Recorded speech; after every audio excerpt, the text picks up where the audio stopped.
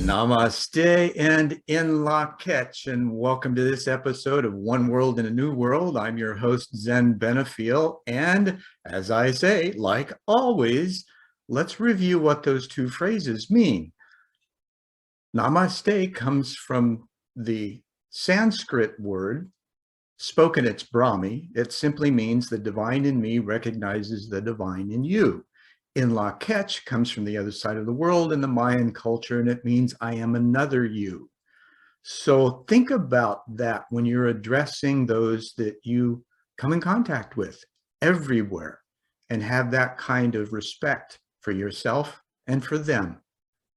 Try that. See what kind of difference it makes in your life.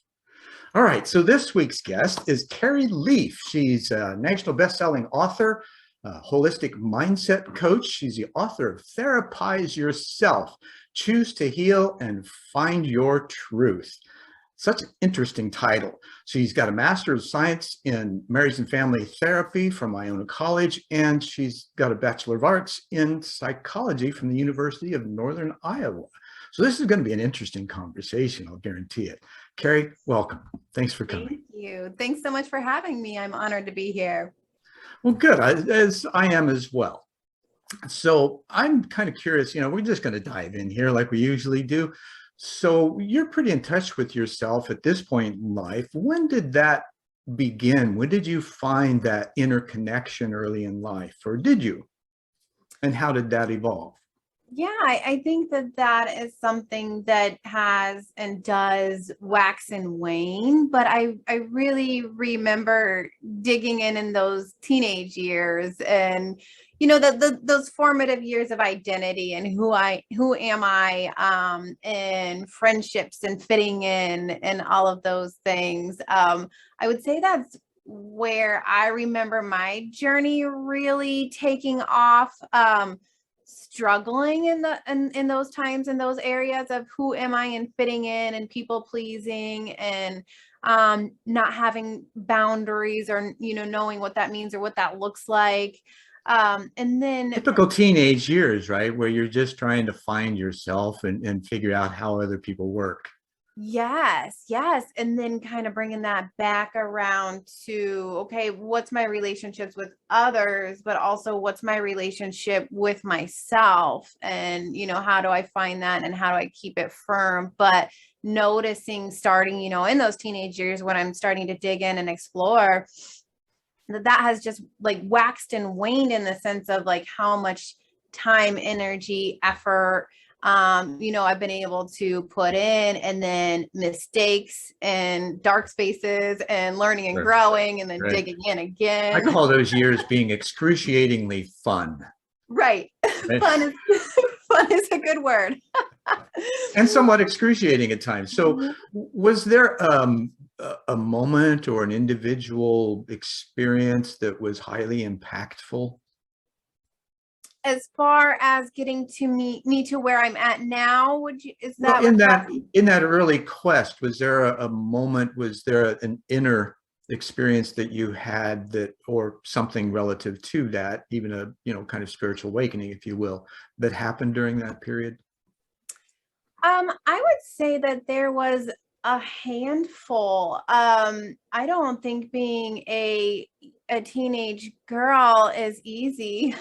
Or a teenager period, right? But in any generation, right, and yeah, it's totally different now. I can't I'm kind of glad I missed the social media, in those ages. It was just starting, and I'm glad I didn't really, it wasn't a thing. But losing friendships, having to start anew, and the dating experiences, just starting up at those ages, all of those relationships, were really setting a blueprint for me. And, with the ones losing them or watching myself lose my relationship with myself when I would not recognize or hold my own boundaries firm. And so then therefore I wasn't, treating myself with the respect that I knew I wanted to and that I deserved, and knowing that I didn't want to do that and doing it anyway. I would say, so like I said, it started in teenage, but I would say when I moved into New York in my 20s and watching those patterns, then, it's one thing when Oh they were in yeah, the the beginning. patterns come up, and and the reason I asked that question about your teenage years, especially, guys aren't that much different. I happened to be at that point. Like you, I'd lost someone. I'd gone back. I was in a pre-med program at Ball State University, and had gone home during quarter break. I was in my first year of pre-med, and I went back to ask my childhood or my high school sweetheart to marry me. Well, I'd broken up with her before I went to college, thinking I didn't want to invade my integrity or lose it for any reason. And then I got to thinking better, I really missed her. So I went back to ask her to marry me. And so that was about a 2.5, 3 month period. She was already married. And it just ripped my heart out. So I went back to school and hit my knees and prayed to know what truth was. And I was willing to die for it. Now, there were some other reasons, because I was orphaned and adopted, and I was having that identity crisis as well. But be careful what you ask for. The following week, on 11/11/1975, I got asked if I was willing to die for what I believed in a meditation. And I ended up going into light after agreeing to, right? And my foundation was cosmic consciousness. I went into the light and beyond, and had a really interesting experience that I learned, first of all, there is no death. And second of all, that we're all cosmic consciousness condensed into form, just becoming aware, right? So, and at 18, that's a huge thing to come. So I was alone for a lot of years, which I'm sure you probably experienced as you were going into your 20s. So let's pick it back up there. Yeah, no, that is a lot at 18, and it's a lot at any time, right? Sure.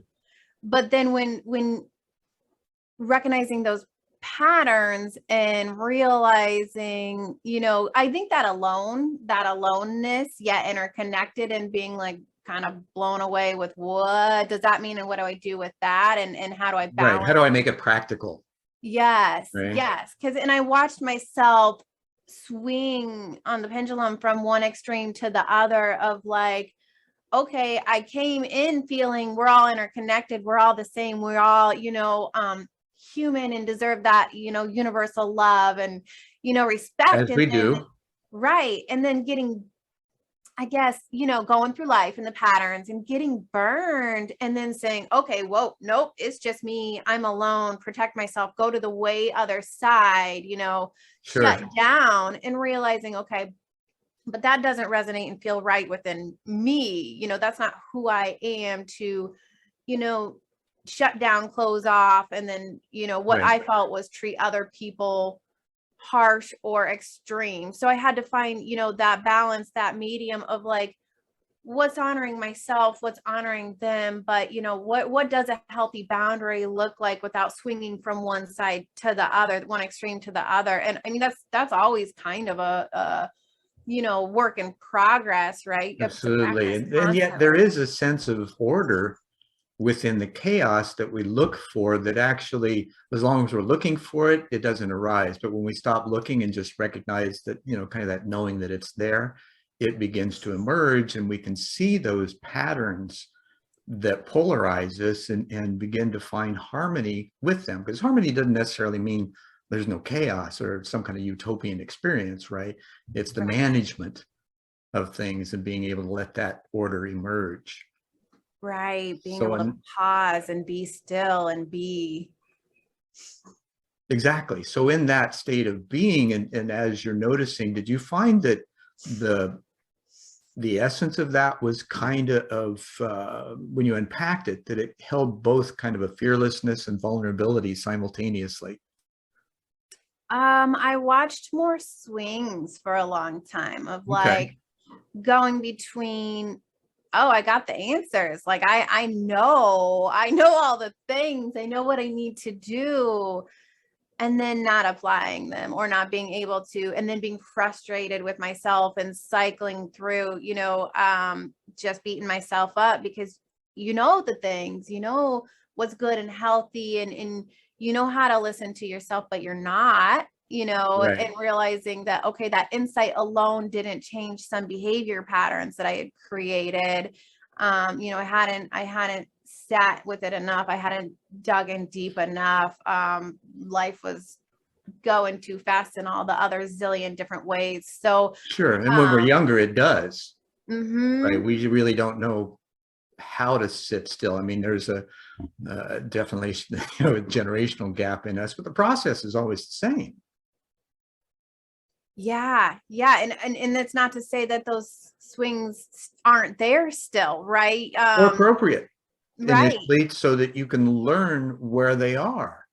We right. tend to, and maybe this happened to you too. Did you find yourself kind of judging yourself in the swings instead of just embracing them? Yes, yes, and that is where I feel like I can say there's progress, within myself and my own experience, and that that compassion and that kindness is key. And we're not always necessarily consciously aware of how much we're judging and beating ourselves up, because we don't want to address that the ego, the shadow Yeah, side the of old our, right? imposter syndrome showing up and going, "Hey, wait a minute! Look at this! Look at this! Look at this!" Yeah, so And shove that down, like, be yeah, quiet. yeah, yeah, Yes, and so that kindness and that compassion of like, oh, I see what I'm doing, and that pause too, that pause to be able to just sit with it, not necessarily react or do anything about it, but try to replace it with kindness and compassion, and either do or don't take sure. an action from there. Well, did you find that that moment of awareness was a major aha as well? I'm not sure if it felt like a major aha or Or an ooh? It's like, ouch. Right? a little bit of all of that.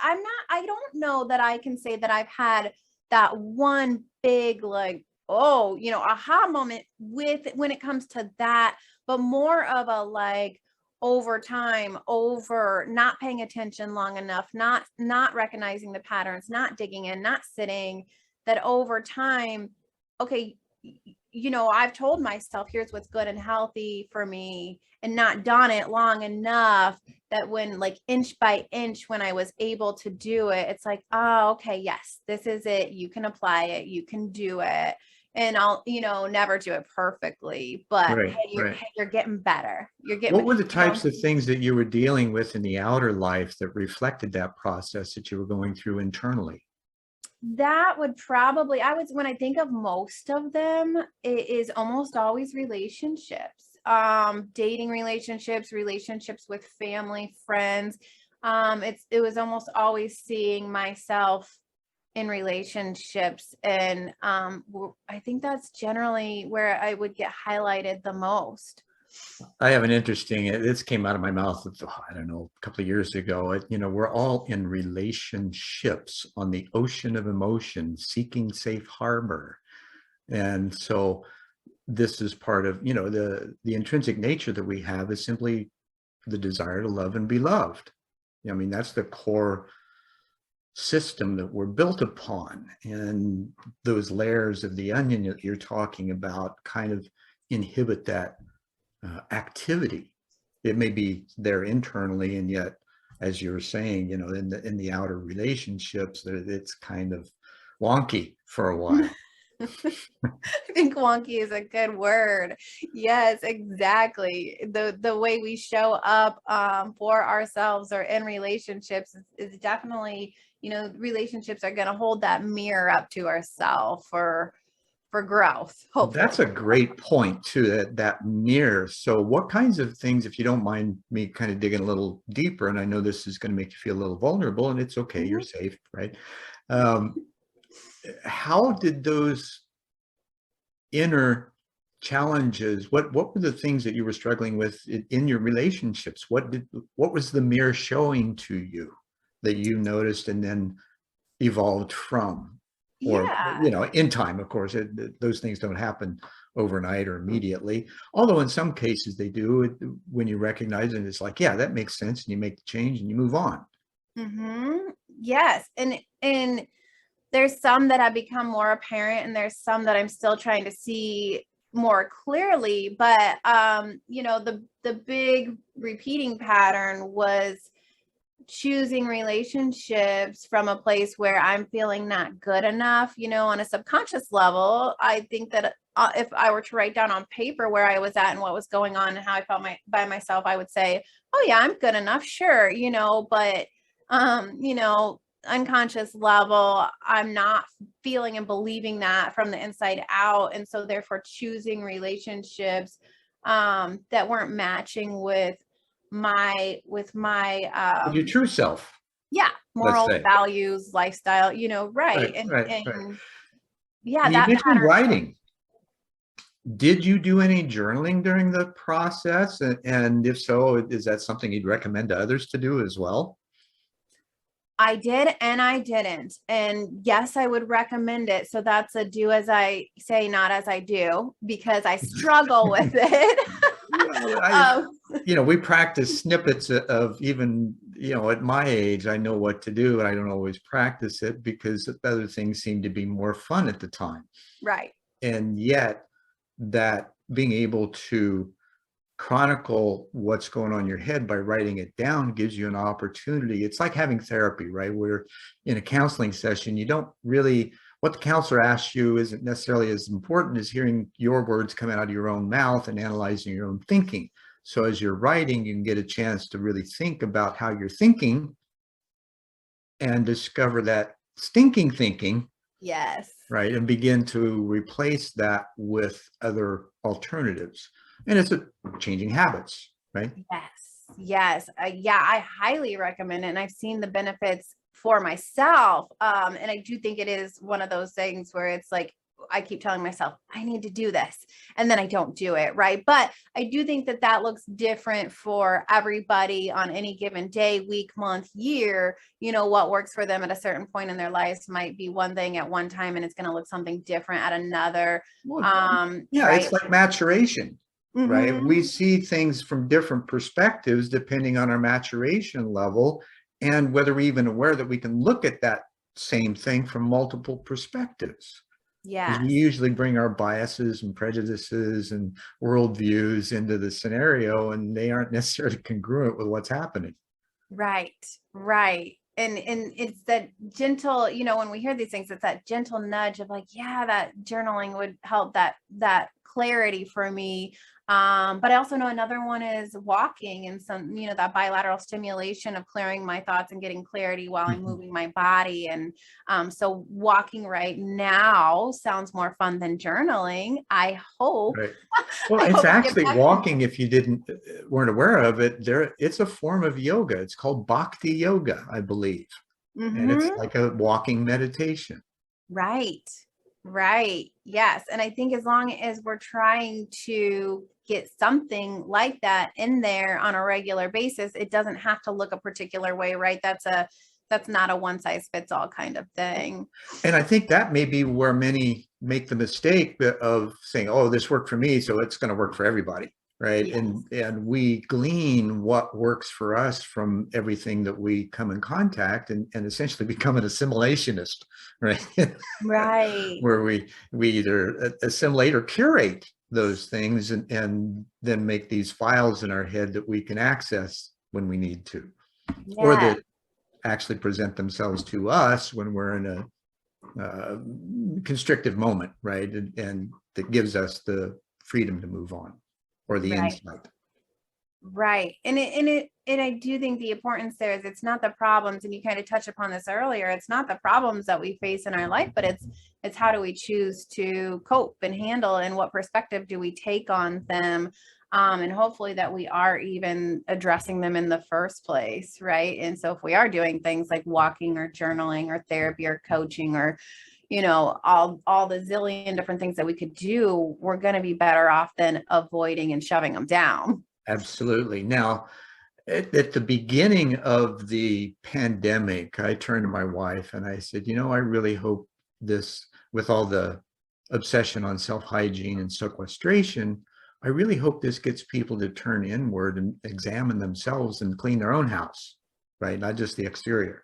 So do you see that happening? Did that happen some for you?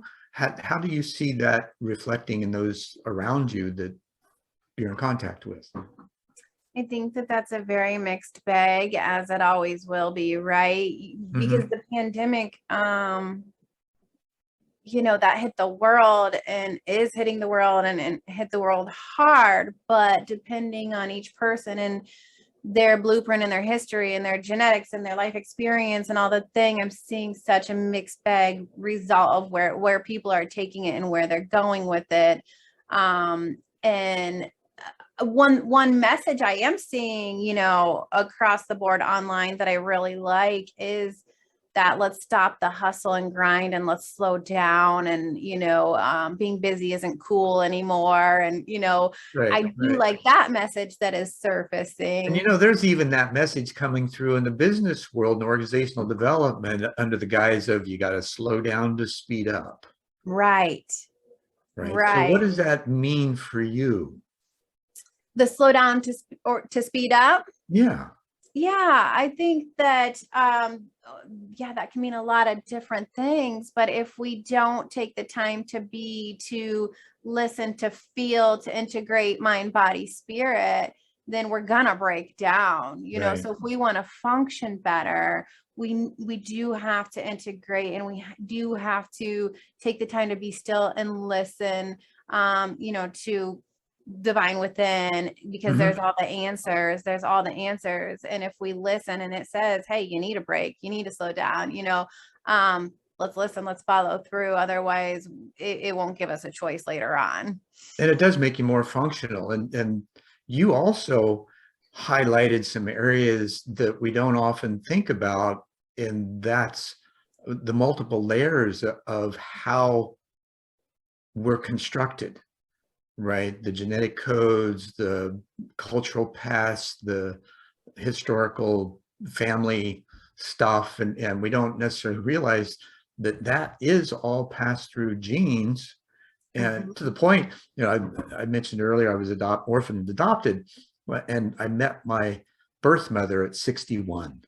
Oh, She wow. finally shows up, and I'd been praying for it for a long time.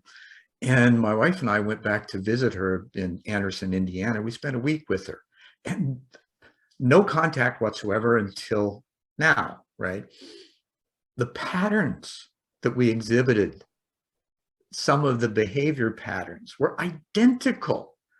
And my Mhm. wife just had to, she broke out laughing one day, and I said, "What's going on?" She goes, "Did you just notice that?" I said, "Yeah, I did."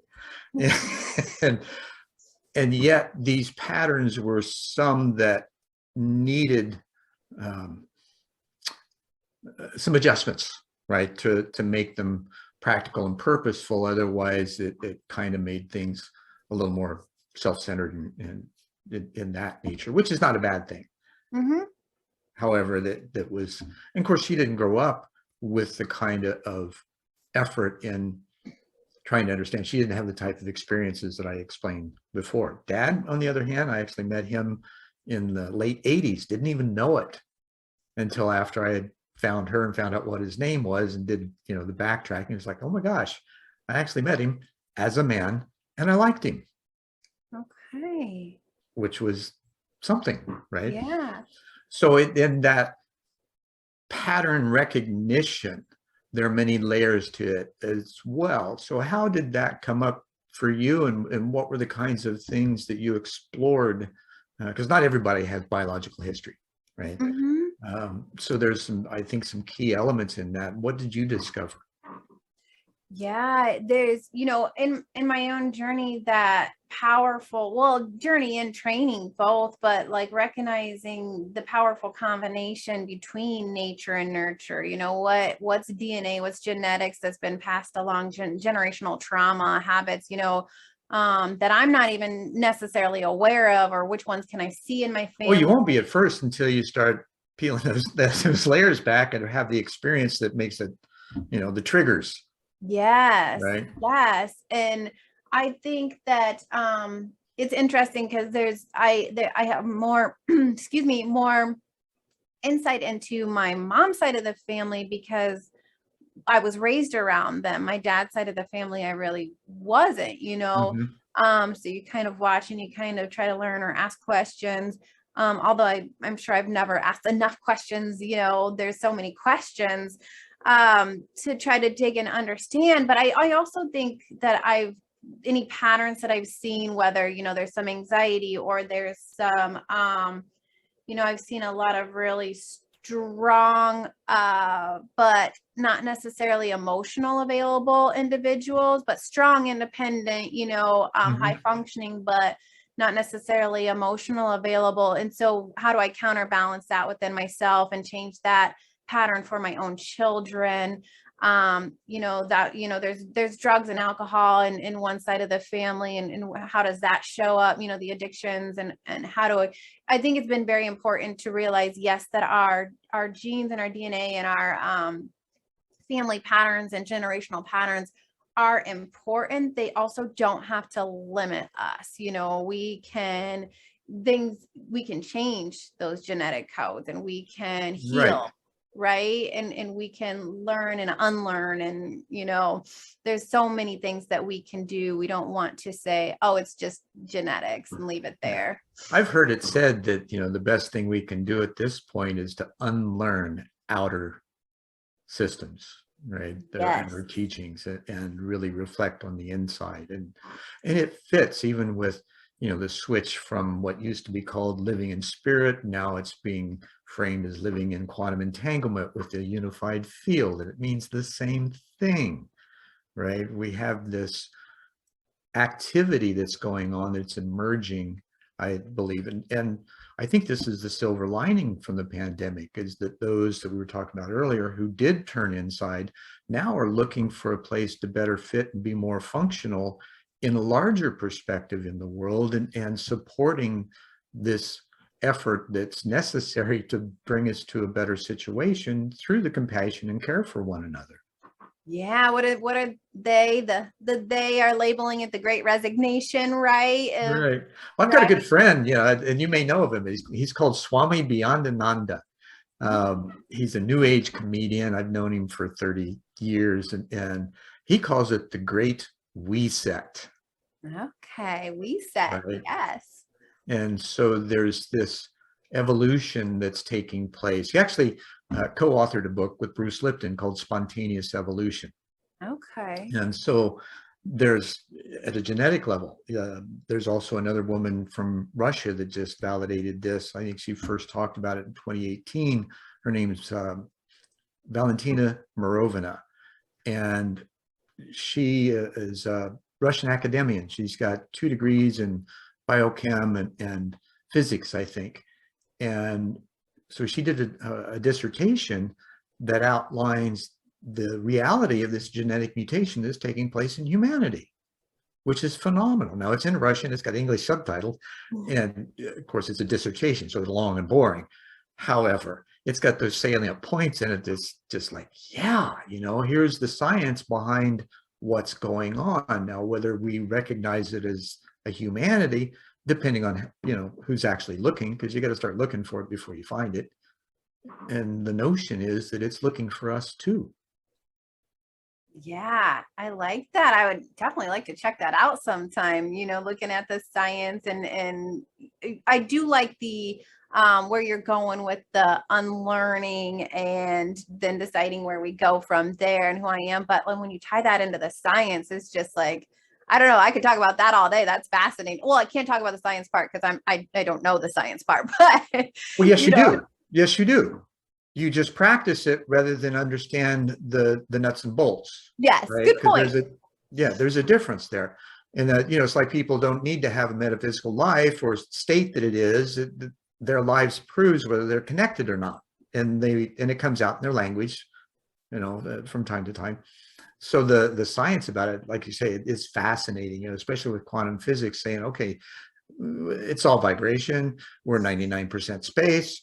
And so what's happening in that? And what it alludes to is that interconnectedness that permeates everyone, right? And that maybe that cosmic consciousness that we're condensed into form is a point of light that just bounces back and forth between here and the great light for however many times until we actually get the memo. Yes. Right? Yes, and some of us, myself included, like to learn the hard way. I think that's our nature because, and maybe it's not our nature, it's what we've been led into because of those outer teachings, right? There's always an intercessor or a middleman or somebody in between, rather than just empowering you to establish the direct connect that's inside you, that's connected to everything. Yes. And that's a real stretch of imagination, let alone experience. Right. Now, how does it show up for you? What are the, can you identify some of those? Most people say there are synchronicities involved, right? So what kinds of synchronicities happen with you as you were contemplating your path and how you needed to be on it and what was happening around you? Oh yeah, that's a big question. You know, when I delve into, I really like to take a holistic approach with myself, with my clients, and looking at mind, body, spirit, Don't and forget planet. planet. That's fair. Yes. Right. I mean, Yes. there she is. Mm-hmm. Right. Right. And we are one. Right. Right. And I think people, and myself included, will jump on the mind and body pretty quick, and the other, right? The others is bigger, unknown, not as concrete and tangible. And I remember really years and years of what does spirit mean to me, and being raised Catholic, and then jumping around to about, I don't know, 10 different churches in and around Iowa and Illinois and New York, and what is faith and what's spirituality and what is spirit and what is soul and, you know, passion and all of these things. And really digging into the interconnectedness and universal truth and oneness and, you know, God divine within, when I was really just alone. And, you know, I had moved to a new city. I'd made a friend or two maybe, but the city wasn't for me. The place wasn't for me. The job wasn't for me. And so there was a lot of alone and quiet. And this was also after a time of, you know, struggle in relationships and life. So That alone time also, and correct me if I'm wrong, that's where the contemplation comes. That's where the opportunities to actually peer in and look at those things. Yes. And I those mean, synchronicities. in the moment, it was unpleasant, but, and, you know, That's why I call it excruciatingly fun. exactly. Because afterwards is like, and you go through it enough times, because it is a pattern, right? Once you go through it enough times and you recognize the pattern when it begins, like, okay, here's something, you know, I'm going through a learning curve. Here it and I know goes. what it, right? And so you begin to anticipate the joy that comes afterwards, which kind of allows that flow to take place in a more congruent fashion. You know, it's even been said that time is a measurement of the change of entropy. So the less entropy we have, the more things we can get done in a shorter amount of time. And as you know, and so we're always looking for the evidence in the outer world, right? The congruence of what's going on inside and how it reflects outside. A lot of times it comes up in synchronicities. Other time it just comes up in moments of recognition. So this is part of how that process takes place and being able to recognize the connections. Yes. Yes. And there is, when you've been through, you know, one or enough of them, and get to that place of like, oh, here we go. Here comes this growth and learning period. It's not that I'm excited about the pain, but it's that I can more consciously accept it and get ready to lean into it for that delayed gratification of like, this is going to be good on the other side. This is necessary. Two key things that you mentioned: the leaning in right? Because once you begin, that's the only way you can get through it, is to go through it. Right. And then the anticipation. Right. Right. And it, being in that place where it's like, when you get to that place where, I'm not saying it's necessarily easy, but when you can get to that place and that understanding of acceptance and leaning in and that anticipating the good, man, the lows just don't go as low. And you get to have that joy in the little things and the little moments, even through the pain. And that's just, to pinpoint and see that growth and that change, that's pretty rewarding, and builds more excitement for the future. Absolutely. Absolutely. And as you moved on, then what were some of the things that you noticed that gave you moments of accelerated growth? I think the mindset shift of, you can say it in a lot of different ways, right? Things happen for a reason. What's meant to be will be. The pain is for growth. You can say it for a lot of different ways, but that mindset shift of accepting and staying away from any victim mentality or woe is me, or black and white thinking of this is the end of the world and it's all good or it's all bad, recognizing that this is what I make of it and I want to write my story. I know I can't avoid some things and pretend, and that'll get me in trouble too, but that I get to choose how I look at this and what I do with it or not. And when that mindset is there, the growth happens faster, bigger, smoother, for sure. Not without pain and discomfort and struggle, but it just shows up differently, instead of having to, where in the past, maybe, the first experience, maybe I, wasn't experienced and I wallowed, and, that was months of dark, months of dark. And, maybe it doesn't have to That's be where long. misery loves company comes from, right? That wallowing. Yes. And we all do it until somebody comes along and says, hey, why? Yeah. Where's that getting you? Yeah, exactly. And how's that working for you? Mm-hmm. And then we have that moment is, oh, yeah.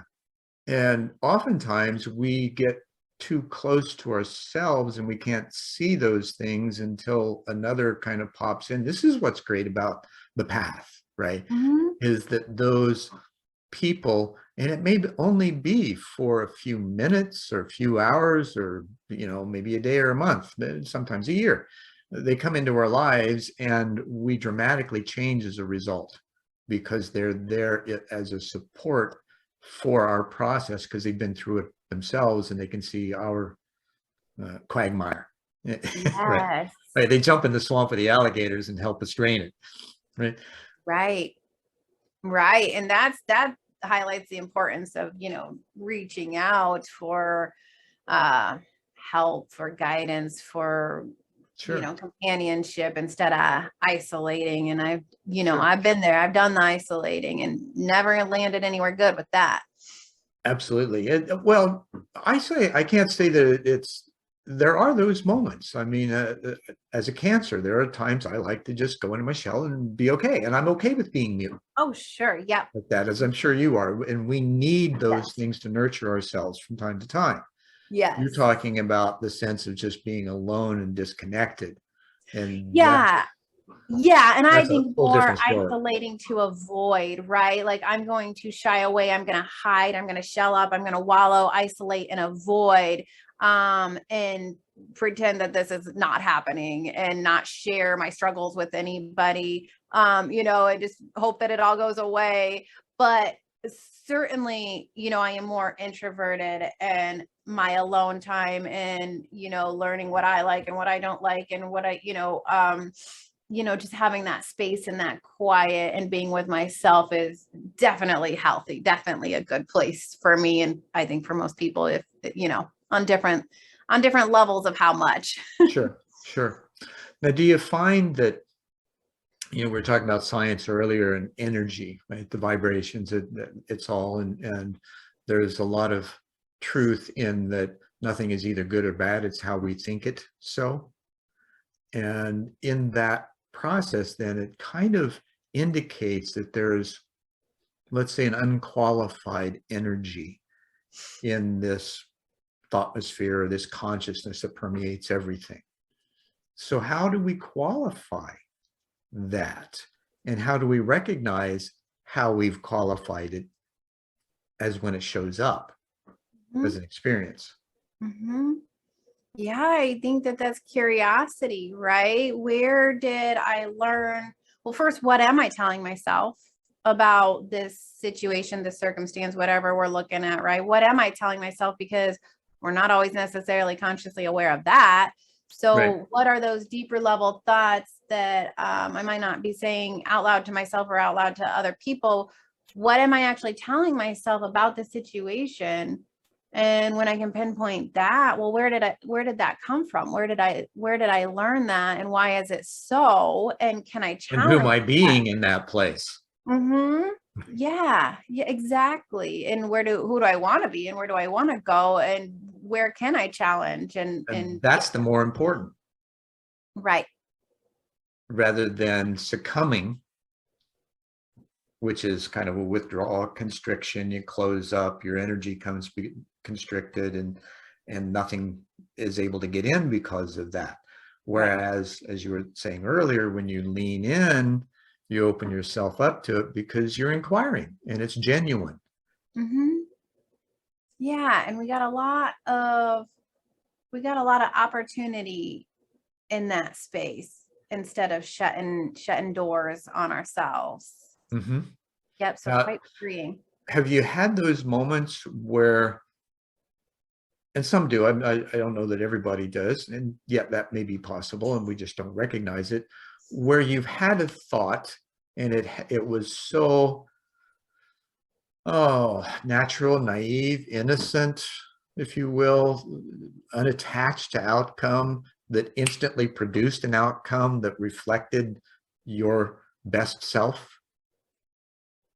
Ooh, I'm sure, and no, I've had many, to pinpoint that, I kind of think of like times in my life where like I had that like, whoa, like law of attraction, like I created that. I made that's me, and when I think that there's been points in my life or career where I've said, I want this, I like this is good.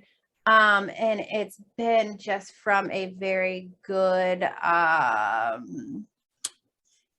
more for the greater good kind of thing, for me, helping others better, for those have come upon quickly, when I can say, I want this, I'm going to have this is good for me, this is good for others, it comes from a good altruistic place, then I've been amazed of how quickly they've come about. When I've wanted to create, situations or circumstances in my life where maybe they were out of fear, out of, just pretty self-serving, not from a good place necessarily for me or others, and I'm forcing, and they never pan out. Luckily, Right. they never pan out. Luckily, careful what you ask for, right? Yeah, exactly. So the nature in that, and the ask, right? There's this reflection that takes place, and things around you begin to form. So in the process of this, was there a recognition of how you asked and the universe replied in that kind of way? Was there a specific process that you went through? And I know you loosely said, the process, but was there more an internal thing? Was there during the process, right? Because we're energy beings, we're whole body. You're talking about holistic, right? So there's a body part of things. Most of us live from the shoulders up, and we're unaware of what the body's actually telling us. And so we try to pump our belief system and shove it down into the body and wonder why we're diseased. So in that, in finding ease, how does that feel in your body? Do you notice at any places that there's certain resonance as you're going through this process? Because a lot of times, you know, people are looking for things, they feel stuff in their body, they don't necessarily know how to relate to it or how to interpret it, and yet it's there, like the gut feeling. Yeah, you know, as I'm thinking back to kind of the last experience that's, you know, freshest to me, I don't know that I can specify to that one and recall that specifically, but I do know that when I'm going through a process of what I want to create and what I want this life to look like, you know, total alignment, never going to be perfect, but how am I treating my body? How am I taking care of myself? Am I sitting in it? Am I feeling it? Am I doing the work, you know, mentally, emotionally as well? When those line up in more balance than not, yeah, I am feeling lighter. I am feeling stronger. There aren't the aches and pains. When I'm not digging in, when I'm forcing and pushing, the tension in the shoulders, I feel it in my jaw. I get tightness in the jaw, and headaches will pop up more often. And weight gain will show up. So those are what I've learned about myself and my body and what's working and when it's not, and how, you know, when it's going to show up physically versus emotionally. You know, the anxiety will always show up in my jaw, always. You know, the stress starts in my shoulders first. And you know, and it's when you get in better in tune with your body and you allow yourself to sit in those moments and those feelings in your body, it is fascinating how quickly you can release them. And then it feels kind of silly how long we hold on to them when, you know, we can quickly release them, but we won't even sit in them for 30 seconds, 60 seconds to even acknowledge them in the first place. Because they're uncomfortable. Right? We don't want to deal with things that are uncomfortable usually, and because they're uncomfortable. Right.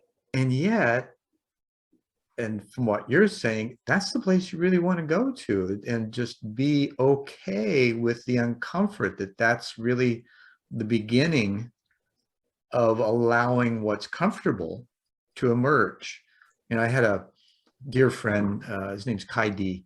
He was actually, and you probably don't remember this because you're too young, the original Hawaii Five-0. He played the villain, Wo Fat. Okay. And here's a guy that had a doctorate in theology. He was the rector of a Taoist sanctuary here in Tempe. And I got the pleasure of knowing him. And he said to me one day, as a Taoist, you know, there's really only two things. It's either desirable or undesirable. And you have that sense within you when you're considering things. And you just may or may not pay attention to it because of whatever, you know, like you're saying, something more self-serving, you're probably going to push or pull energy in order to get what you want. Well, is that appropriate? And what kind of, does that really work for you? It might work short term, right? But for an extended flow, it never works because it's not flow. There is, and yet when you acquiesce to, it's kind of like Rilke says, if you're familiar with Maria Rilke, he was a philosopher, writer, and he says, you know, you ask the question, live with it. You can't answer the question with what you think you know. You have to allow life to give you the answer. And once you ask the question, you do it intentionally, then life will, it's designed basically to give you the answer. You just have to allow it to. And that comes in flow. And our lives, once we begin to live that way, begin to reflect that. And it's a whole different experience, as you could probably validate. Right. And, you know, I look back to how many times did I did I tell myself I was digging in and asking the question, but I was only willing and open to hearing the answer that I wanted? Right, Right, right. And that's the right. challenge, is the answer you want or the answer you need. You know, because when you ask for truth, it may not be comfortable initially, Right, right, but it's an right. honest, clear view of you from you, because you're the only one that can be totally honest with you. Yes. And that's why I like that, the body exercise of, I have this thought or I have this feeling. So where do I feel it in my body? And can I sit with that for 30 seconds and another 30 seconds and another 30 seconds? Because as painful as it feels and uncomfortable as it feels in that first 30 seconds, within that third or fourth 30 seconds, it's generally nowhere near the same level of Sure. discomfort. And then we realize that fear was holding us back. That fear of this is going to be painful. That fear of this is, I'm not going to like this. I don't want to do this. And then when we sit with it, oh, it didn't kill me. It wasn't that fear was way more powerful than the actual experience. And 99.99999% of the time, it will be exactly that way, because the fears that we create are never what show up, Right. unless we continue to do the things that we were doing, right? Because we can produce what we fear. And I think that's part of what has happened, maybe even globally, is the mindset that was afraid of this catastrophic event. And I find speaking of, I find that one thing is really puzzling me is how the word apocalypse has been completely turned around to mean something it never meant before, right? There's a whole segment of the population, probably quite large, that thinks apocalypse means catastrophe or some world, catastrophe. It doesn't. It Right. means uncovering knowledge. Right. Right. I would say most people that I'm, speaking with or, talking about that think, yeah, it means end of the world, right? And Right. doom and yeah. So we've produced this now as the thoughtmosphere. We've had enough projection because of the religious prophecies, right? Because that's a thought form that we give energy to. So over time, that all that energy is going to reflect back to us in some way for us to deal with it and to move forward, to get through it, because that's how the system is designed, right? It gives us what we need in order to ascend to a new level and of varying degrees of harmony, in my opinion. So there's this kind of evolving new world order, if you will, that's truly a new world order because it's a natural one. It's not one that's been projected upon us by some ruling party or parties, right? Let's just party, right? Right. Let's enjoy, figure out how we can enjoy each other and live and let live. Yes, yes. And I mean, I do think that where if we can find more sitting and being and let it be, we tend to not necessarily always like what that feels like or where that goes, but if we let things be and we don't force and we don't control and we don't push and pull, it is going to be for the greater good. And whatever, it just doesn't always necessarily look like how we want it to. So let it be, party, let loose, have fun, just be. Yes. Yeah. Let's have a third party neutral, right? That comes in and just says, hey, here's how we can get along. So speaking of getting along, how do you see that process happening? Is there, do you, and let me go a little bit deeper than that. Do you suspect, at least, that there could be a naturally designed or perfected form, fit, and function in the world that each of us have? I think That I would have to sit on that one, but I do think that I believe in that interconnectedness, and we're all that one divine, within the whatever language you want to use, God within, higher power. And I think that we all are equal and serve a purpose for the greater good, for healing, growing, evolution. That it Totally just agree with that. How does that show up? I agree that in this, there's this overarching, ideal, right? And which has advanced from, used to you'd hear the term oneness, and people would think, well, I got to give up my identity in order to be part of that oneness. No, just the opposite. It's your individuated being that has authority and autonomy, that is able to make the choices necessary to find that flow. And I suspect that there is a perfected form, fit, and function. If the rest of the system is designed perfectly, why wouldn't we be too? Yeah, I think that the terminology catches me up a little bit, but I think Sure. like ripple effect and butterfly effect, if this person walking down the street has whatever history in there, let's say they're angry and they do or say something that affects me, we're all just walking around, like we said, the mirror, holding up the mirror to each other. And I need some of that. We all need some of that angry person, which we could label bad and a problem, actually served a purpose that made me think, that made me, change my course and think something or feel something. We're constantly having that ripple effect, and that's necessary, to grow and to learn from each other, and to reflect. It sometimes it's really hard to see, when bad things or tragic things happen, it's really hard to see the why behind it, or, people have a really hard time hearing everything's for a reason, when something seems really for no rhyme or reason and traumatic and painful. So it can really show Well, up. that's usually because of our attachments to it. That's the emotional attachment, the psychic cording that we have to expectations and outcomes. And is that really something that serves us?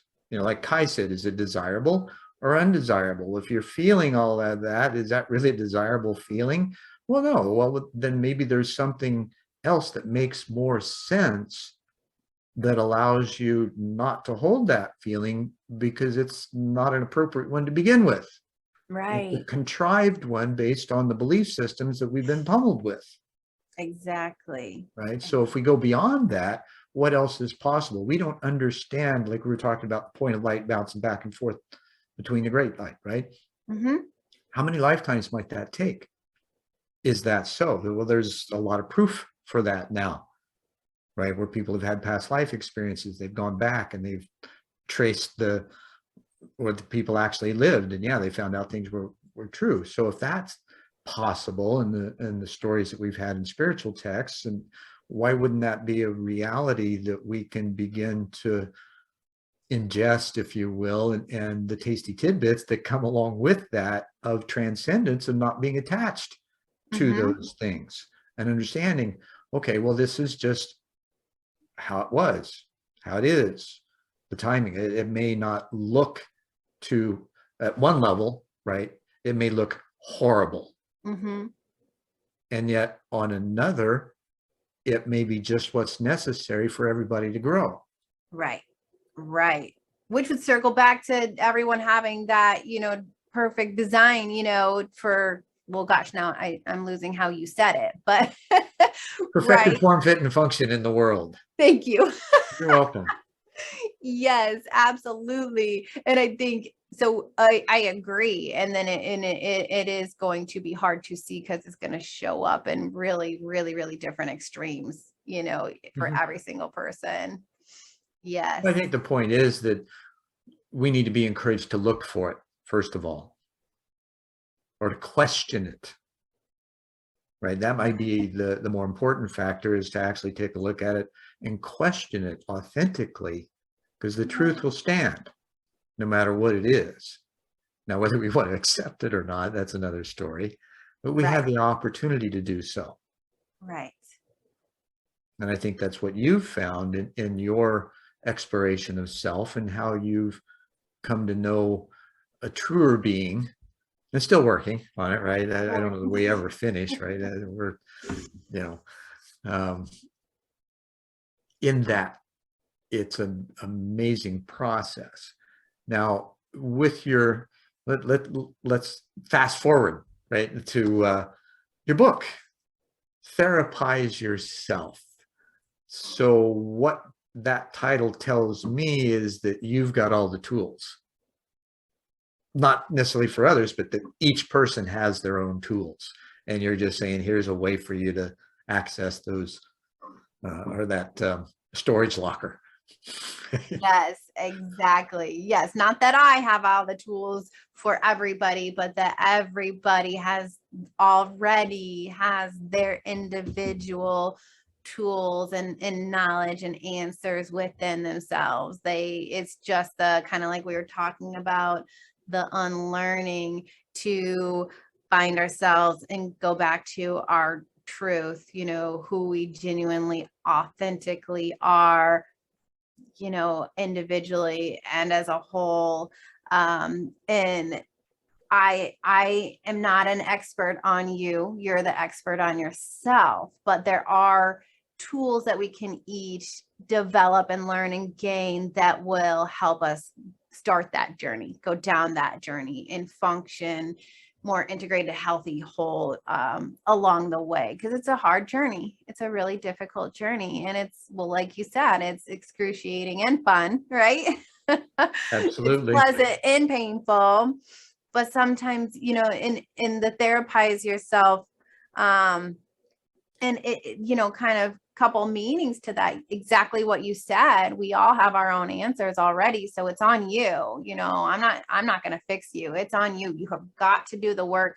You have the answers. I will help you get the tools and guide you there. It's the questions that actually are the most important, right? Yeah, right. It's the questions, and it's also, I believe, setting up some foundational things that allow us, if you think of the hierarchy of Maslow's hierarchy of needs, if we can set up some foundational things that help our life on the outside the surface level function a little smoother, so maybe we're not in crises putting out fires every single day of our life, then we can delve down, to the deeper level, higher. So let's go up. Let's go up, yes, to the top, right? Which is self-actualization. Yes. Right. So there's another side. Self-actualization tends to mean in the outer world, right? Right. So what about self-realization? Mm-hmm. How does that fit? And would the two actually be the same road or the same sphere, if you will? It's just two different sides of it. One's inner and one's outer. And how are those, and which is what my intention is of speaking of the perfected form, fit, and function. That's when those two align. Mm-hmm. Now it's the desire to have that alignment that really is the key, and asking the appropriate questions that bring that understanding and opportunity for experience into our environment. Yes. For lack of a better. Yes. As above, so below, right? So if I want to heal and grow and evolve, then it's got to start from the inside out. And right. So one and the same, and having those mirror each other and reflect each other the best we can. If I work on myself from the inside out, and I'm finding my authentic self, healthiest self, best functioning self, then I'm showing, from the inside out, who am I and where do I want to go? Then I'm showing up in the world as that healthier, happier person as well, Right. But it's a journey, and it takes work, and it's sure every does. day. Now, another part of that work, right? You mentioned you were raised Catholic, you went to a dozen other churches, and I've explored a lot of different things too. After my experience in college, I read the Rig Vedas, Bhagavad Gita, Quran, Upanishads, the Urantia book, and I'd already read the Bible 4 or 5 times before that, right? So I find that in all of those, there's a core principle that we're connected. Mhm. And yet what seems to be reflected in the organizational structures are that there's this assumed disconnection. Mhm. What do you think that is? Fear, trying to control and trying to soothe and ease our own fears and discomfort by, trying to feel in control, trying to make sense, put it in a box of all the unknowns and have it simplified and yes and no, good and bad, rules. Because a lot of times it doesn't necessarily how do I say this? Like we sleep better and have less anxiety when we believe in something. So if I am taught that this something is all, this is the answer, and I don't question it, and I'm like, yep, Catholicism, that's it. I was raised that way. This is how I'm going to live my life. This is the answer. All of it is in this book right here. And I stay there and I keep it small and contained. I might feel like I can sleep better because there's my answer to everything. And we want that simple, quick fix, that easy answer to one thing, one thing to be to all things. So really, hopefully I answered your question, but just we're just trying to feel safe and secure. Well, I asked some interesting questions. I realize that, and on purpose, because I think we deserve those questions in order to explore who we really are and be curious and maybe even naive enough to recognize we don't know. And still attempt to look in those directions because we're designed to know, in my opinion. And my life seems to be evidence of that as well, right? And there's, as we've talked about science and spirituality and how these worlds have merged now and they're basically saying the same thing. Now, do you feel or do you see that evidence showing up in the world, or at least beginning to, as we're emerging from this pandemic state? Or do you still think it's still a bit too chaotic and it hasn't really had time yet? Yes and no. Yes. Okay. And no. Could you give me some evidence? Yeah. Of those 2 points, right? Yeah. I can only speak on what I'm experiencing, Oh, absolutely. through my lens, right? And there's a whole bunch of lenses, right? My own life, my own family, what social media, what news I'm reading. But I think about the work with my clients and through this pandemic experience and some of the growth and changes and coping skills and all the things. I've seen some wonderful things come out of it, and I've for my clients, and I've also seen some people really go the other way and shut down and struggle a lot. But I think that's necessary to have. It could be for them. Let me ask you another question on top of that. What are they paying attention to? What are those 2 camps paying attention to? Are you aware of that? For instance, is one paying more attention to the narrative and the TV and the news, and the other not? I don't think it's that simple. I think that could be one category. I realize it's an oversimplification. Right? Yeah. Okay, if we're really simplifying it, yes, the ones struggling are the ones that are looking at the doom and gloom and the negative and the woe is me and I, can't get out of this. And the ones Sure. thriving Which is are going to the cause the struggle because that's where their thoughts are at. right. And then the ones thriving are the ones that are saying, wait a minute, and asking the questions and how can I adjust and accommodate and be flexible. And then when I obviously it's not that simple. And when I say it's not that simple, okay, why are each of them going that route? Well, then we're going to have to dig into their life experience and their family and their upbringing and right. So I don't think Well, you answered the question very well. I mean, on a cursory level, right? It's either the fear or not, right? The curiosity, and that's kind of a fearlessness in a sense. And that when you do have those constrictions of fear, that you're gonna feel out of sorts. Right. That's just part of how that works. And if you don't, then you're going to have a little freer experience in life, and you're not going to be attached to all the other Michigas, right? What would you offer as advice for others to consider as we continue to come out of this? I think that this not only, if we're looking at the pandemic, but just, life in general is going to be that. The two are kind of congruent right now, aren't they? Exactly. It's just a reflection. It's just a reflection.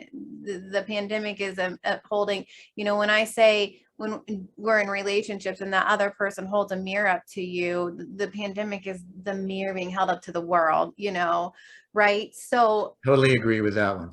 Right. So that's going to be flexibility and thinking. And that's, like I said, that's for life in general. If I decide to look at this as black and white, all or nothing, good or bad, and put things in a label in a box, then I'm not going to learn, and I'm not going to grow from it, and I'm going to stay stuck and probably not in a good place. But if I have flexibility and I have curiosity and I say, okay, this is happening, how do I pivot? How do I pivot? Where do I go next? What am I intended to learn from this? And how do I come out better on the other side of this? And the more people that do that, then that's pretty exciting. That gets exciting when people will, okay, how are we learning and how are we growing individually? And therefore, then that's going to compound and be as a whole. So flexibility and curiosity, I think I would say. That is so awesome, and a great way to close our conversation with that kind of inspired notion. And I thank you so much for your time, Carrie. Yeah, thank you so much for having me. I really appreciate it. And it was a wonderful conversation on top of that, right? Yes, so much fun. Awesome. All right. Well, and in closing, namaste and in la catch. And thank you for staying with us on this episode of One World in a New World. I'm your host, Zen Benefiel, and I'll see you next time.